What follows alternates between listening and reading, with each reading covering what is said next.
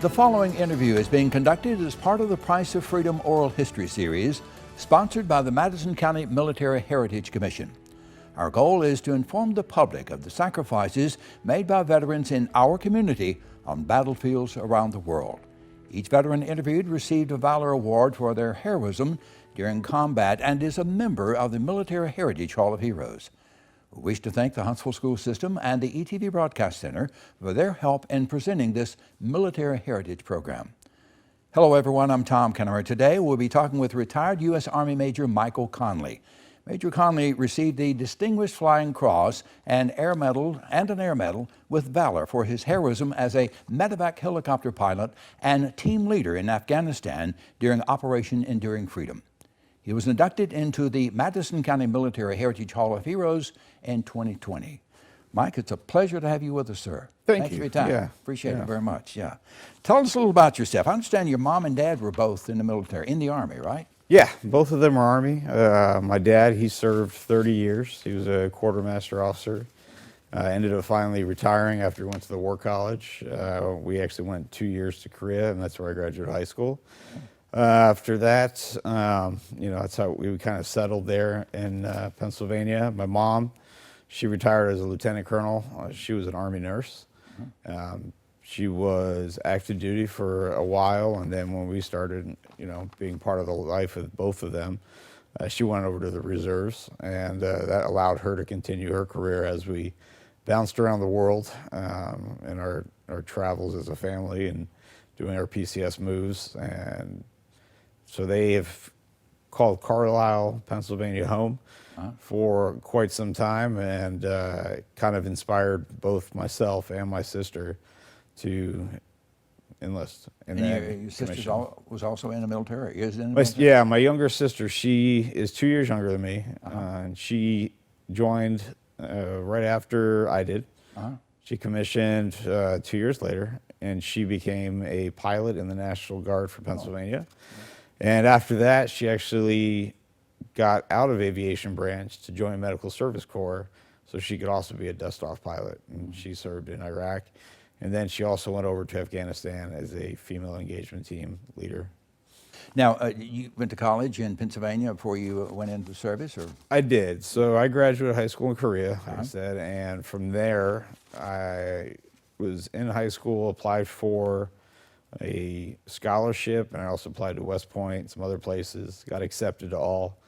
With West Point, you actually had the option to take an ROTC scholarship to any school you wanted, and I ended up going to Penn State. Interestingly enough, with us living in Pennsylvania for my freshman and sophomore year of high school, I had never been there, and I only signed up because it was an easy application, but mostly because my girlfriend at the time submitted one. So I said, there always has sure, to be a reason. Yeah, sure, I can do this in 30 minutes, and knocked it out, and just decided that's where I wanted to go. Yeah, good. So when did you first go in the Army? What year was that?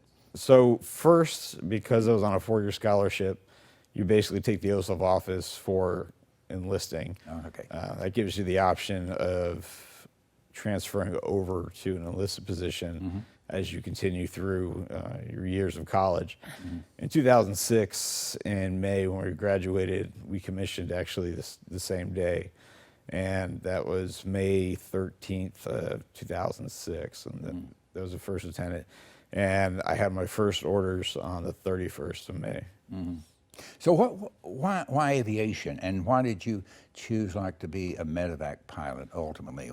So, first of all, we're not aviation officers. We are, I got my first choice as we go through commissioning for RTC. You go out to Warrior Forge or Leadership Development Camp or whatever they call it now. It's out in Fort Lewis.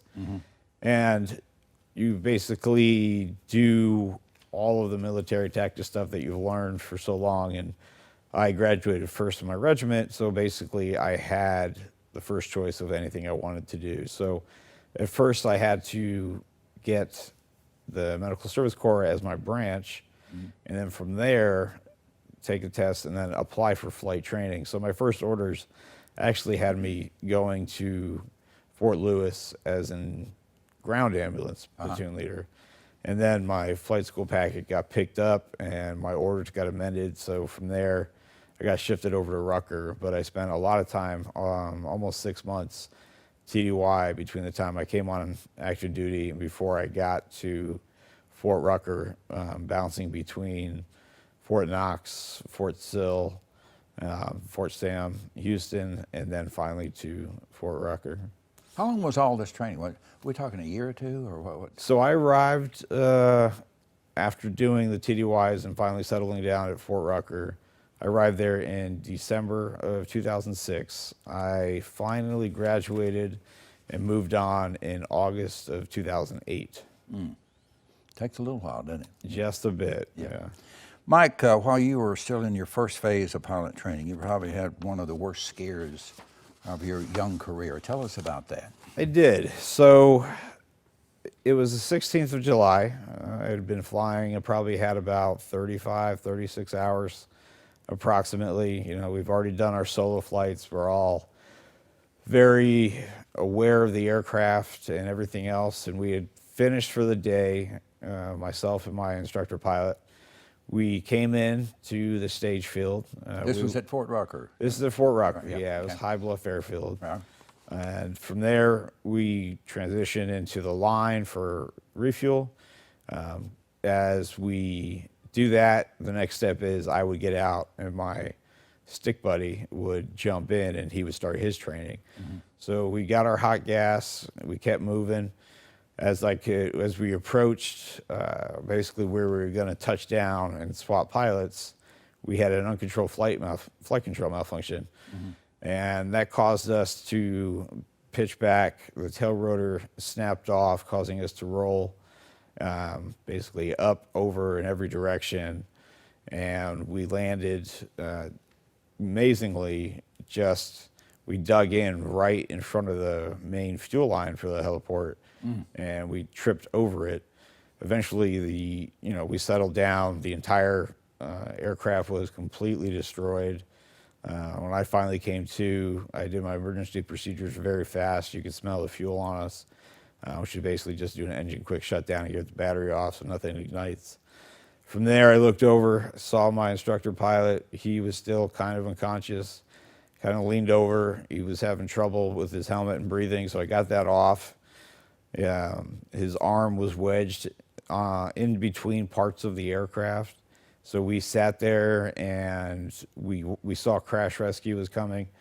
They came out to us, knowing a bit about having been through the officer basic course with the Medical Service Corps at Fort Sam Houston. We do have limited medical training, and just being aware of how you might feel fine, but you still have internal injuries that you might not know about. We try to stabilize ourselves and let crash rescue do their job. They came out, they had to cut us out and pulled me out first. The medevac unit at Fort Rucker, they're called Flatiron. At the time, they were flying Hueys, and they came in, landed there. I got pulled out on a stretcher board, put on the medevac helicopter, flew out to Dothan Hospital. They landed, took me off, and it was just a whirlwind of, ripping off my clothes, exams, trying to figure out what's going on with me. And that lasted till the afternoon. The crash happened in the morning, right between like 7 or 8 o'clock. And unfortunately, the instructor pilot, he was in much more severe condition. They got him quickly to Dothan, but from there they sent him right up to Birmingham because they needed a much bigger trauma center than what they had at Dothan. He ultimately lost his left arm, a couple of ribs, a spleen. He was in and out of rehab and surgeries for over a year, back and forth. And I went up on, so we crashed, it was a Monday morning. As they came back, the first thing you have to do is, they were treating me. However, if you get treated with some types of medicine, there's regulations that we have that prevent you from going back to flying if you're on the medication for so long. I kind of grew up in the Top Gun era where you see Goose go down and, get him back up.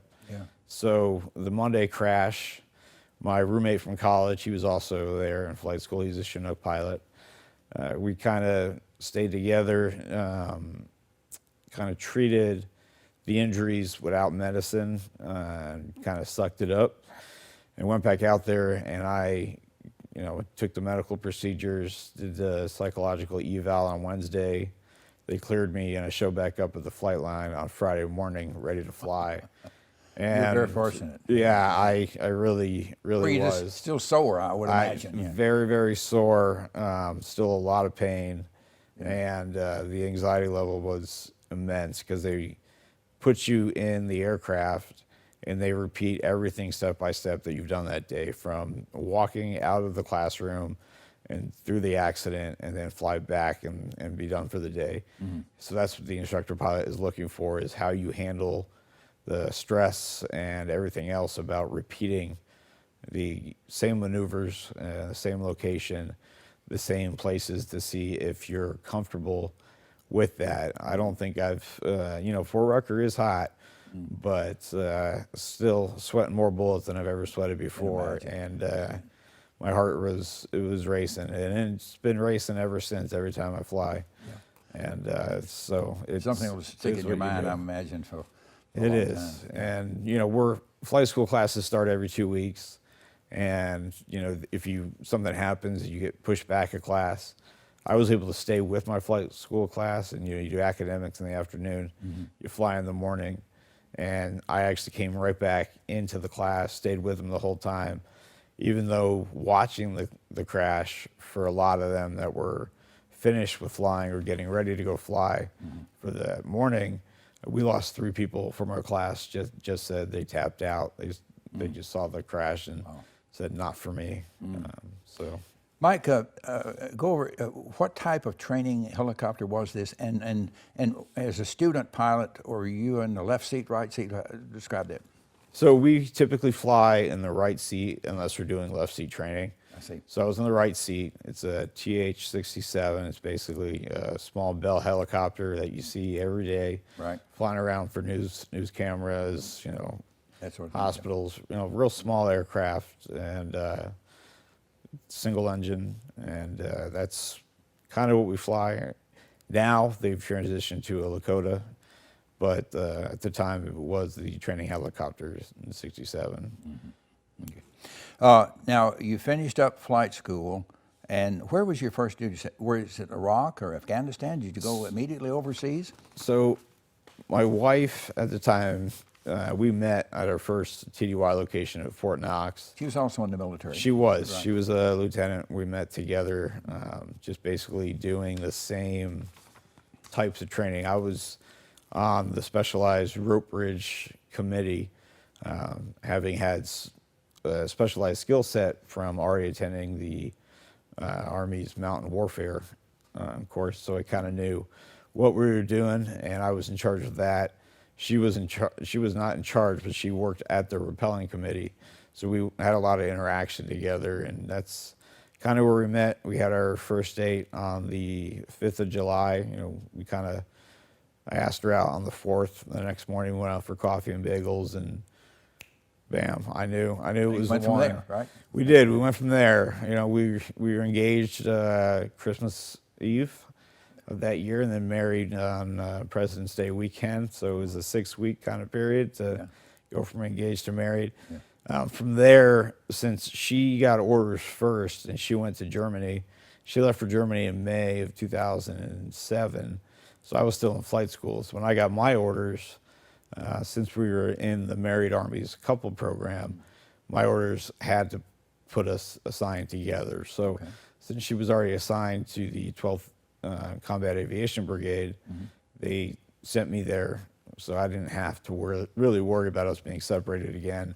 I got there while she was actually still in the middle of a 15-month deployment to Iraq. Okay. Mike, as we mentioned earlier, you received the Distinguished Flying Cross for your heroism during a medevac flight while serving in Afghanistan. Tell us what happened during that rescue effort. So it was the 25th of May. We knew ahead of time what the guys were going to do. It was Operational Detachment Alpha, the Special Forces for the U.S. Army, and they were going out to start clearing some of the valley. We were in a very remote outpost up near Turkmenistan. It's with hills surrounding it in a valley.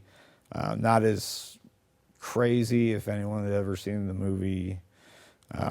It's with the Korangal or anything like that, but it's very remote, and they were going out.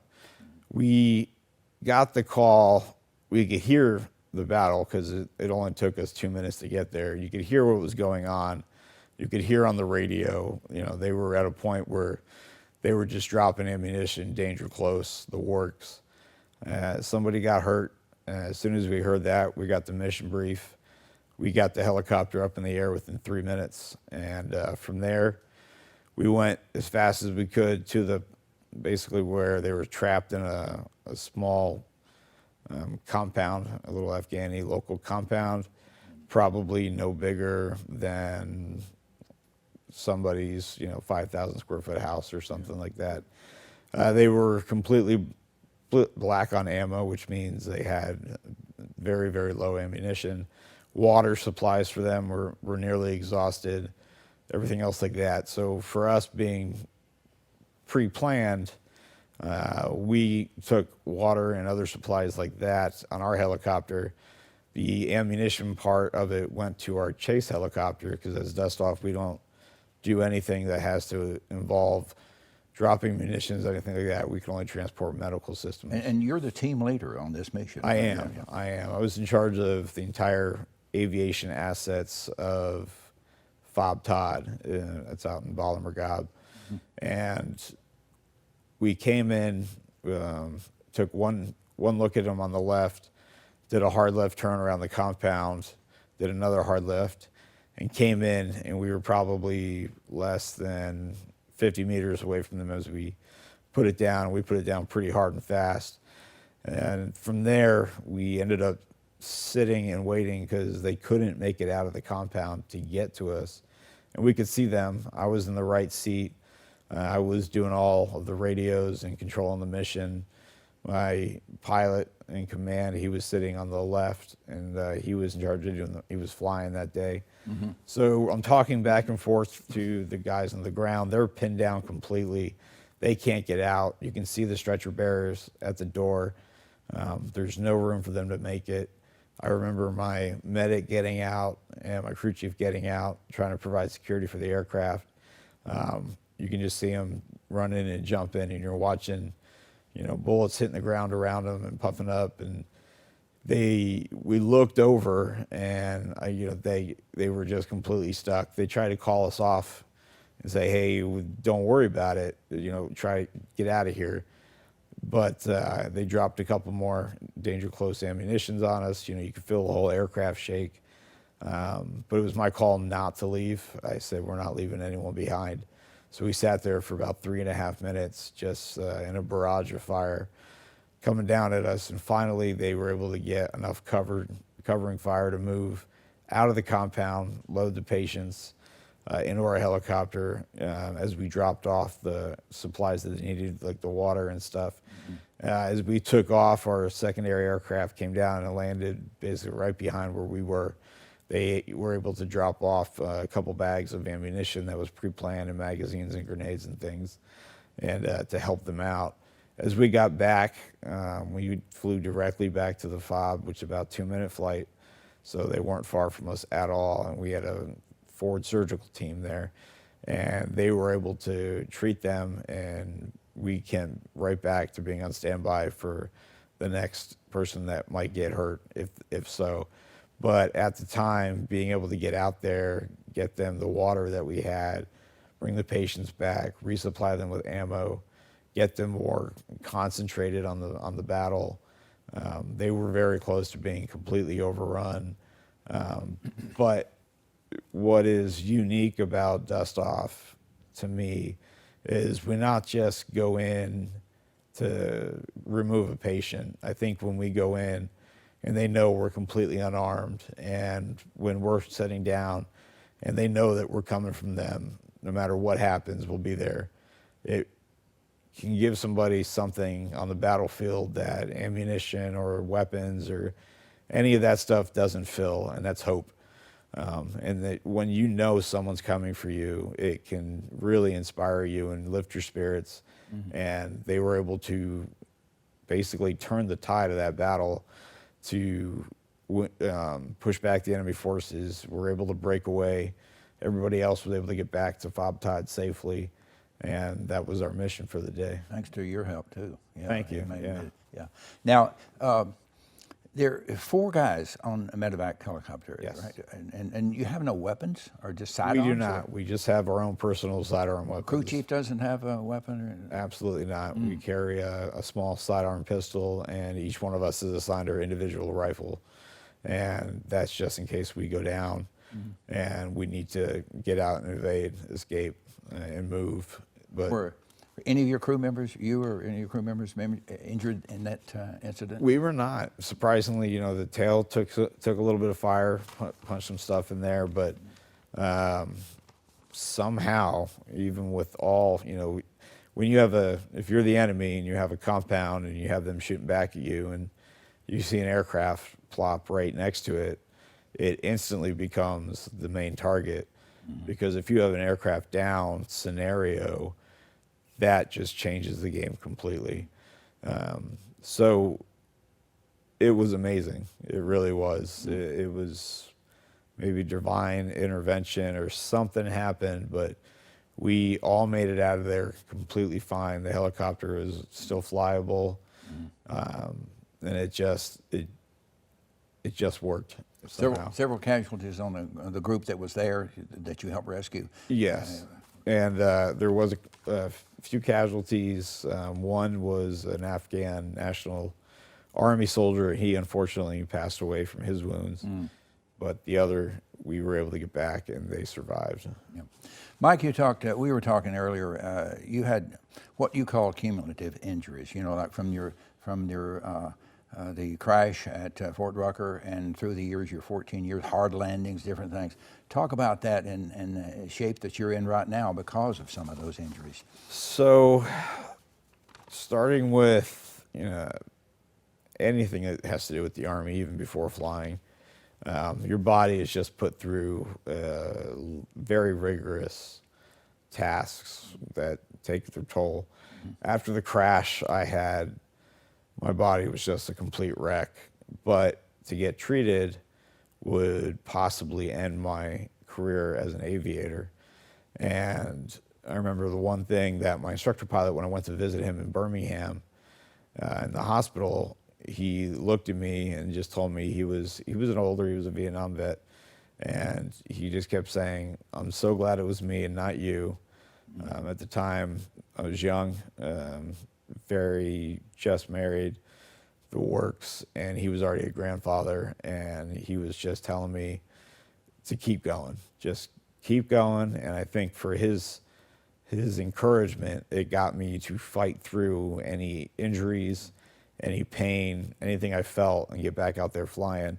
So the physical wounds, along with the mental wounds that you endure, if you want to continue, the only way really to do it is to hide things that are wrong with you, unfortunately. And when you continue to do that for so long, your body is going to hit a point where it says, "I can't do anymore.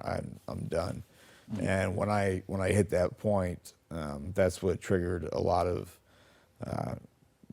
basically, I knew I wasn't going to be flying anymore. I wouldn't be doing certain jobs. And at the point, talking to my boss, who is also a dust-off pilot, she was a colonel, and she works here in acquisitions along with me. There's just the two of us. And she came to realize it too, that this is it. You're at your breaking point. You can't keep pushing it. I had 2 young kids. My daughter, maybe at that time, was 4. I had another daughter planned on coming before I started getting treatment. But you got to take care of yourself. I want to be able to go out there, play soccer with my girls, kick the ball around Watch a little them bit. play, yeah. I want to be able to even just go and sit down, and Right. that's a challenge nowadays. Mike, you also received, was it 2 Air Medals that you received? I have an Air Medal with Valor and a separate Air Medal. I see. Yeah. So tell us about that action when you received the Air Medal with Valor. The action, that was also in Afghanistan, is that It correct? was in Afghanistan, same location. So on March 8th, they had a mission in the morning, same thing. They went out. What happened is we could hear the fight start. We got the call for a medevac that was hit, and the guys were the MARSOC units that were out there, and we knew them well. They lived 50 feet from us. We were engaged all the time in a very remote 100-person max base. When they went out, we heard somebody got hit, and then we find out who it was. We flew in. As we were coming in, we could see the red tails of the RPGs, the gunfire. Again, another hard and fast landing. Get it in there. The nose probably 50 feet blade length from the compound that they were in. They brought him down from a hill. You watch the stretchers come in, and they get him on the back of our aircraft. The medic and the crew chief are doing whatever they can. We got him back to the forward surgical team. We thought he was dead. We were waiting for more calls, and they actually called us, the surgical team, saying somehow they stabilized him enough that he could get out. So we went back, picked him up, and took him back to an airfield named Kuala Na, and we transferred him to another dust-off helicopter, and that process continued all the way down to Kandahar, just doing these tail-to-tail transfers, as we call them. And from Kandahar, they treated him, got him well enough to get on a normal cargo plane, shipped him back to Ramstein. He went to Landstuhl Hospital there. He survived for a bit, but unfortunately passed away on his 28th birthday. And the fact that he could do that was amazing. I remember when we were coming back after that day to wash out the aircraft, you could still see pieces, trying to wash out the blood, trying to get everything else that's underneath the ballistic armor plates on the bottom of the aircraft. Just the amount of things that were on there, little small pieces of brain matter, and it just was. I don't know how he was able to survive. He was unconscious. He never regained consciousness, but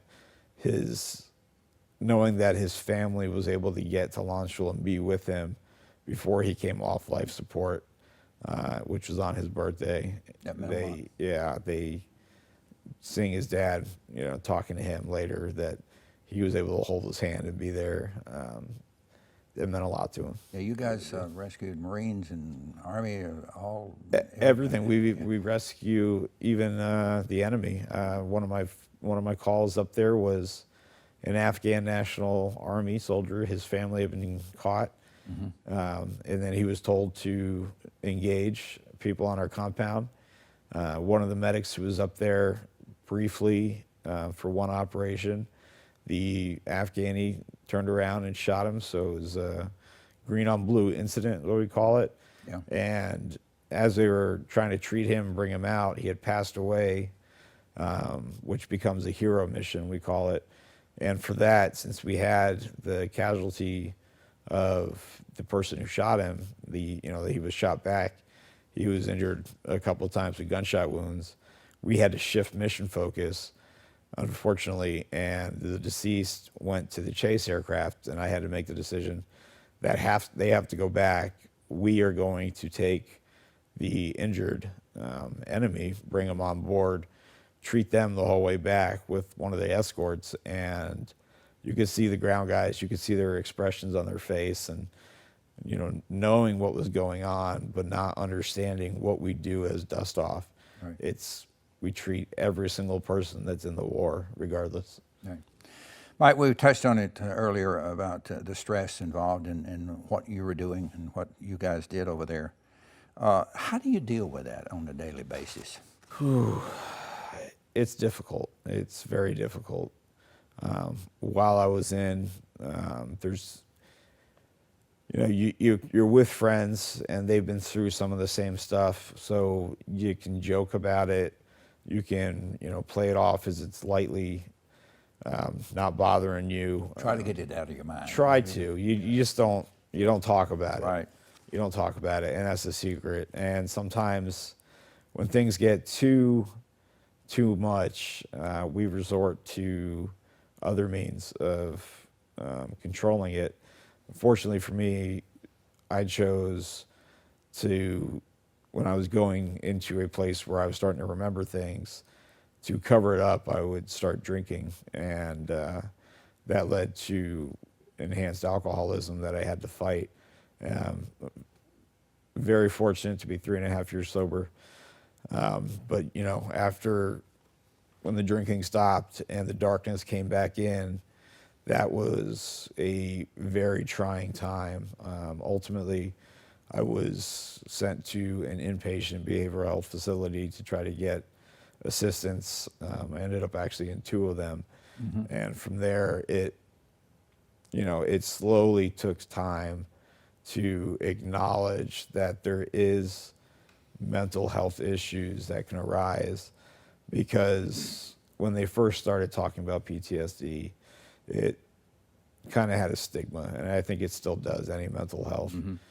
But with the compounding from the aircraft crash and the combat, so every time I flew after the crash, the anxiety was just uncontrollable. I'd get out, just fake it till you make it, get back into my office and just try to relax for that day. So every single time I flew for 14 years, it just compounded on itself. So when I first crashed, they diagnosed me with acute PTSD, and having to go through that and then multiple combat missions. So we say, your worst day is our every day when we're in combat. Yeah. So, some people can have one experience, but we have all of their experiences together, and that compounds, and then it's called complex PTSD, and it's much harder to treat. But the first step is acknowledging it, and that was something I had to do if I wanted to save not just my life, but my family, my relationships, everything. Do you feel that you're on the right road now, Mike? I am. I have the tools that I need to refocus. I have the support networks of veterans groups. We have a nice veterans center here in Huntsville, which is fantastic. Trying to reach out to other veterans that share the same types of symptoms. And I've seen others that were fighting it, and they were doing the same thing, faking it, but coming out and talking about it, I have seen the effect of letting others know and bring it in. Right before, when the darkness came in and I went, we actually had 2 other, we have small classes, our year groups for medical service corps officers that fly. At the time, we had 11 in my year group. And in January, we had a suicide down at Fort Rucker before he was ready to take command. His whole family was there. He just went to his closet and shot himself. And then I was up teaching a course in May, and that Friday night when they graduated, we had another near suicide. He was holding his family at gunpoint. Things were just spiraling out of control. Police were called, notified. So we went from 11 to 9. And it just really was the wake-up call. I had been seeing treatment since February after the suicide, but seeing that again, it kind of hit home that all of us as a community have some type of issues, and I knew mine, and I finally was able to see how bad it could be. Good turning point for you. Exactly. Not to hit that low, to acknowledge it before that happened. Mike, how does it make you feel when people call you a hero, when they read about or hear about what you did in combat? How does that make you feel? It's a mixed feeling. You have the medals to prove it. I mean, yeah, it is. It depends on who it is. When it's my daughters. It feels great. Yeah. When it's, you know, other military members, I downplay it. It's very, we don't talk about it. Civilians or friends that come by, they might read on the wall what would happen, but you know, they don't really understand it, and I just kind of play it off and, you know, try to shake it off as, you know, it's not anything. Don't worry about it, because I know they can't relate. So it's hard to describe something of that nature to someone that has just not even the smallest experience in the military, Right. let alone that kind of things. You know, by the age of 26, you've done more than, you know, a lot of people will do in their entire lifetime to make a difference. We mentioned your tours in Iraq and Afghanistan. Talk about some of the other places you were stationed during your 14 years in the Army. Now, you also, now all of this, your Air Medal and Distinguished Flying Cross, of course, were in Afghanistan. When did you spend time in Iraq? Was that before you went to Afghanistan? It was. Our initial deployment was to Iraq. We got there, we were in Al-Assad, and we had remote sites. That's just how medevac works. We're broken up into platoons that are self-supporting and go off from the main headquarters. And I was out at Camp Korean Village, out near the border, and we were there and doing our missions, completing things based on the resources we had. We were the only people in the country that have ever done single ship medevac coverage, because you always have somebody else with a chase aircraft, even if it's another dust-off aircraft, because as you're flying across the desert, you want to make sure you know, there's areas of dead radio space, so someone with you to back you up. But we would fly, and it would take 55 minutes for us to get from our site to the hospital in Al-Assad, where our main headquarters was. But we had a change of mission after about 4 months, and that was towards a little bit of the surge in Afghanistan. And we got tasked to leave Iraq and join the 82nd Combat Aviation Brigade as an extra detachment to them in their GSAB, their General Support Aviation Battalion. So as that came to us, you know, the way we took it was we've never been, we haven't understand. So we had to switch aircraft, get everything going, get there within 2 weeks, and within that 2 weeks, we're out of Iraq. 2 more weeks, we're set up, and we're trying to establish aviation for all of Regional Command West, which has had none. There's no airfields, no aircraft, no anything. You still stay in contact with a lot of the guys you served with? I do. I have my 3 roommates that all went into the Army. One a pilot, another medical service corps officer, and another one is a physical therapist. And the guys that I served with starting in Germany and we deployed with, the other team leaders, the 4 of us, stay in contact. And between that 2 groups of my people, we chat every day about something. Fantastic. Yeah. Yeah, good. Mike, do you often wonder, would you do it all over again? In a heartbeat. I think about it all the time. Yeah. I miss it. I would go back, but then I have to remind myself that it's just because it was that specific time. It would have to be those people, that time, flying that way. To me, flying without a purpose, just to fly, was just not something I wanted to do. But in those moments, the feeling of fulfillment and almost, you know, a purpose to your life and what you're giving back was incredible. And the relationships you built, the bonds, everything you could do. You know, I'd like to change a couple things, maybe find a way to save some of those that we lost. But I would do it again in a heartbeat, but I know that it would be completely different now. It wouldn't be the same. Right. Kind of leads up to this next question. What is your favorite memory while serving in the military? Oh man, it would be there. We got there in February. We were there until June. You know, it was rough times, hard times.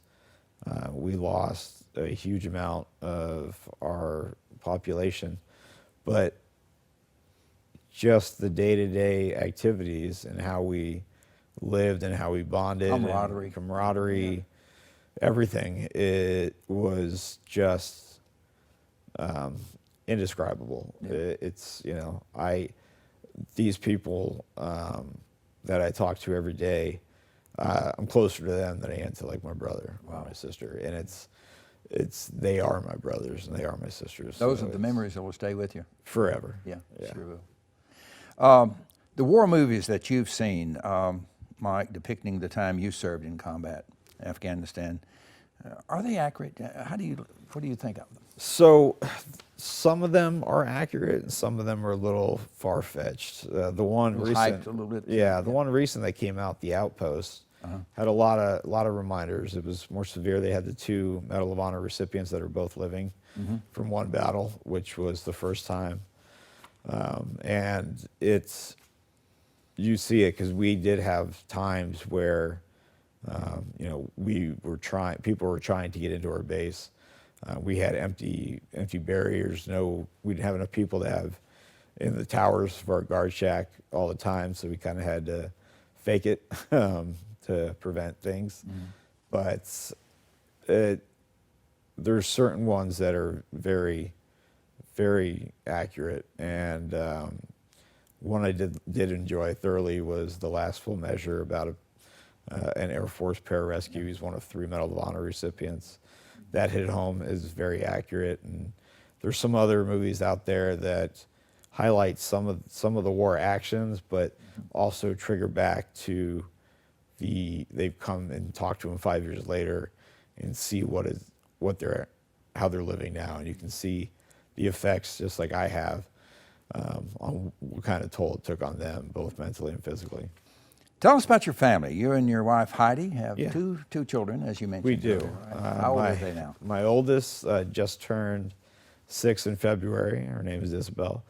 And my youngest is Cara, and she turned 2 in November. Yeah. So, you know, we've been together, me and my wife. We just had our 14th anniversary. We went a while without kids just because we were stationed in different places. Our first 4 years of marriage, we were actually only together for 8 months. Wow. Based on her deploying for 15 months. Then we had an 8-month break, and then I was gone while I was in flight school. She had left for Germany, was in Germany for a little bit, then she deployed. So it was That puts a lot of stress on the family. It really does, and we had a lot of things to kind of figure out and to keep going at that point. But, you know, great memories, great travels, being assigned to Germany. We traveled all over Europe, all over the world, you know, just hopping on a flight, go to Iceland, to go, you know, all the Scandinavian countries, and it was an amazing experience. Yeah, I loved it. What about you, Mike? What are you doing now? What's your next project? I don't know what my next project would be. I do know what I would like to do. University of Alabama in Huntsville has a psychology master's degree that actually focuses on organizational psychology, on how people make decisions, their opportunity cost between them in an organization. And some of those things I am very interested in because it goes back to the decisions that are made and some of the decisions I might have made, and it's to get a better understanding of my condition as well. Would be something I would like to do. Right now it's a little challenge. You know, courses are at night, you know, don't want to dump the kids and everything else like that. But right as I retired, unfortunately ran into a pandemic. Yeah. So within 6 weeks of retiring, you know, the world basically shut down. Yeah. So that's put a hold on some things. It really did. And, you know, with the health issues and things, I transitioned to stay-at-home dad without preschool or anything else to help me. And that was, looking back on it now, it was amazing. Absolutely. Being in the moment, I was exhausted. I was in pain. Everything else, just trying to get through it. But now I look back, and those are some of the best memories I think I'll ever have with both of my daughters. Good, good. We want to mention that we have a special guest in our studio, and he's laying on the floor right now. This is Clark. Tell us a little about Clark. He's your service dog. Yeah, he's probably enjoying a little snooze. He is my service dog. As I came out of the inpatient health facilities, I came here, and then I did another follow-on 8 weeks in an outpatient. And looking around, somebody recommended that we have a nonprofit here in Huntsville, and it's called Huntsville Got Your Six. And her daughter is a service dog, or not service dog trainer, a military working dog trainer, but she is also a certified trainer for service dogs, and she only works with veterans, and she only works with those with PTSD, signed off by a psychiatrist that says this is something that can help you. So he was my dog. He was a rescue. He was just over 1 when we started. Yeah. He did his temperament test, make sure he passed that. Yeah. And then the training, we trained together. She would train with us for about 3 hours in a day, and then we continued the training for the rest of the week. And it took us somewhere between 18 months to 2 years to get him fully trained. But the best part of that program was when you had to go out to do specific tasks with the dogs. These are things that I would have never done on my own. I would not have left the house. Yeah. I would not have been around strangers, any of that stuff. So even just training with him was also training myself to become part of society again. And it was invaluable. We have a bond that's, he can tell when I'm anxious. He can tell when, anything's going on. If my, my sleep apnea machine kicks off, he'll jump up on me, and I have to be careful when I start coughing when I put it on, because he'll jump on me and try to start licking my face, like, hey, wake up. You out. Hey, something's going on. He's got me one time really good. My daughter was sleeping between me and my wife, and I had a very, very vivid experience, and I jumped up out of bed, and he was on me like, before I could even know it, to push me back down. Because at that point, with my daughter next to me, my wife, I don't know what I could have done, even just moving my arms or things, like the damage that could have been bestowed. But he knocked me right down and knocked me right out of it. So he's been amazing. Now, he's a German Shepherd mix, or so far, he's a mutt. Our best guess, we did, the little panel. He's a German Shepherd Husky crossbreed. Dog. But yeah. And now tell us about his name. How you named him? He's so his name is Clark. Since I was 2 years old, I was a huge fan of Superman. That's actually how I became a dust-off pilot, is looking at the branches and not just wanting to be a pilot or not wanting to be in the medical. I wanted to get as close as I could to being Superman. So the only way to fly and save people was to be a dust-off pilot. When I finished, even my youngest daughter, her name is Kara, which is, Kara's real. She's named after Supergirl. But for Clark, I gave him that name because he is my Superman. Sure. He's the one who saved me. So it's... Is he faster than a speeding bullet and more powerful than a locomotive? He's pretty quick. Pretty quick. Unless he's working. When he's working, he'll just kind of like walk, and I'm slow, but sometimes he'll even walk slower than that. But I get him home. He knows when he takes his vest off and he gets home, he gets to be himself. Yeah. And he will just run himself crazy all over the yard with our other dogs. Yeah. And it's great to see, and it's amazing. When I tell him it's time to go to work, he could be having fun, and he'll just kind of like my children, just kind of start moping back into the house. But he does it. He does it. Right? He does it. Mike, I wanted to ask you, when you're at home, maybe out in the yard, to see a military helicopter fly over, what kind of memories does that conjure up? It's a mix. At first, the feeling, it hits me in the chest, just the thump, thump, thump of the rotor blades. Yeah. So I get that kind of feeling, and that's not the greatest. It kind of makes me on edge. But then I start to think of my memories and the ones that were important, the ones that were, I flew to save people as opposed to flying, just to fly. And it does make me wish I could go back and do it again. But then I remind myself that those days are over. If doing it now is, we're in a completely different situation with the world. The war has taken a turn. Less than 5,000 people in Afghanistan, not even close. They shut down all the remote bases. Luckily, because being out there we couldn't make sense of it. And after the incident where they had the outpost, but actually that happened as I was coming into Kandahar from Iraq. And in 2012, they shut down all of those little remote locations due to it wasn't a good idea, whoever came up with it. So you just kind of brings back the memories. It brings back some of the anxiety. It brings back some of the feelings internally. So you do have, you have mental reaction, you have a physical reaction. And when you see them doing something, and my daughter, even if I have a shirt that has a helicopter on it, she'll say daddy or something like that. And she's never seen me fly, but she's only 2. Yeah. And that touches me because I know it is something special that I did, and it's not something that many other people would ever have had the experience to do. That's right. To those young people who are watching, Mike, maybe considering a career in the military, Army, Air Force, Marines, Navy, what advice would you give them? If you're thinking about it,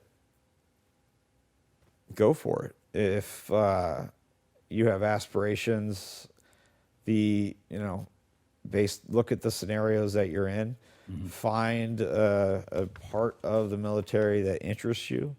The training and experience you're going to get are unparalleled in any type of civilian organization. Even if you sign up and just want to do 3 years just to get familiar with it, if you're coming out of college or just growing in, you want to be an officer with a 4-year commitment, you'll instantly be in charge of more people than anybody would be in charge of when they came out of college.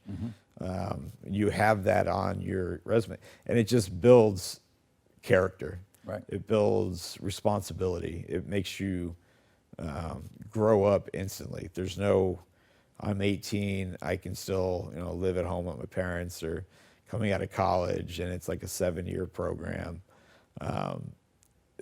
You have to be, you jump ahead. So whatever generation you're in, you almost jump to the next, because there's nothing to describe it. You are responsible for millions of dollars of equipment. You're responsible for all aspects. So you could work for a company and be in charge, but you're only in charge of them when it's work. When you're in the military, you're in charge of them for everything. Right. How their family is, how they're doing, how are they doing with finances, how is their health care going, how's their living situation going, where are they going to move. They go out and get a speeding ticket or something like that. When you're a civilian, you don't care. Right. Like, you live your life, man. If something happens, you'll deal with the consequences. But maybe it's not for everyone, right? It might not. Yeah. But there's systems in place that if you go out and you give it a try and you really, really can't get it to fit, there's ways where you can be basically chaptered out. You lose all your benefits and things like that. But when you give it a try, if you're gonna find out that it's not for you quickly, that's when you raise your hand and say, "This is not for me." Right. But you do have to have a special mindset. You have to know going into it that it is going to be a huge challenge. It is. And you have to be ready to take it on head first. You were inducted into the Hall of Heroes in 2020. What has that experience been for you? What has it been? What has it meant to you, Mike? It was a shock. It was a huge honor to me. It put things into perspective. It's when I got my 2 Valor Awards, I was here as a student, and I got them in my mailbox. So for as far as presentations go, that's kind of been my history of things. When I went from a second lieutenant to a first, it was taking out a Sharpie And I colored it in literally the day before, because it was a promotion that came out, and just to look on list on orders. Yeah. Showed up to flight school the next day, and mine was Sharpied in. Going to make captain, we made captain the same day we were getting on the bus to deploy. So it was like, hey, here you go. Here's your captain rank. When I came here to Huntsville, I was promoted to major. I just showed up as a captain for about a month in there, everyone seeing me, and August 1st, I was promoted. I just showed up with a uniform and a hat, and someone was like, no, we got to do something for you. And this was after I had received my Air Medal with Valor and my Distinguished Flying Cross, because I was a student getting my MBA, and Fort St. Houston was in charge, just directly through HRC to my mailbox. Even my original Air Medal certificate, the mailman couldn't get it to fit quite, so it's kind of bent.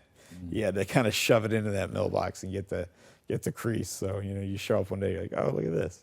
There you go. So there's no, you have a Distinguished Flying Cross. Mine was signed off by the commander of AFRICOM. So you got a 4-star general signing off on your award, and you get it presented in your front mailbox. So it's you're very worthy of your induction. Let me say that. Appreciate that.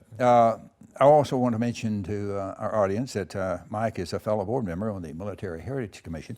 And of course, Mike, you're one of our younger members. Talk about what you hope to accomplish as a board member. I want to try to shift the focus into what the younger generations are doing and how they interact with people and what kind of experience they've had, to bring more people from my generation and my experiences. This has been the longest war in the history of the United States, and it's still going on. Just to acknowledge all of their sacrifices and try to let them know that there is this organization. They don't have to be timid about talking about some of the things that they have. Bring awareness and history to the local schools. It might be easier talking to somebody that looks like your dad versus your grandpa. So that's kind of what I'm looking for, and definitely using a digital footprint to spread messages and acknowledge those heroes that we have on a semi-daily basis, to tell their stories and put them out there, because they need to be told. That is how you die, by having your story die. If your story and your legacy continues on and people remember you, you don't truly ever die. Yeah. Mike, welcome aboard, and we certainly appreciate you volunteering for the Heritage Commission. Your help will be much needed, and we appreciate it very much. No problem at all. Yeah. I want to thank you for participating in our oral history interview series and allowing us to preserve your military experience. And thank you, sir, for your service to our country. We appreciate it very much. Now, if you'd like more information regarding this interview or any interview in our Military Heritage Series, please visit the Madison County Military Heritage Commission at mcmhc.us. Also, you may view our interviews posted on etvhuntsville.com. I'm Tom Kennemer. Thank you very much for being with us.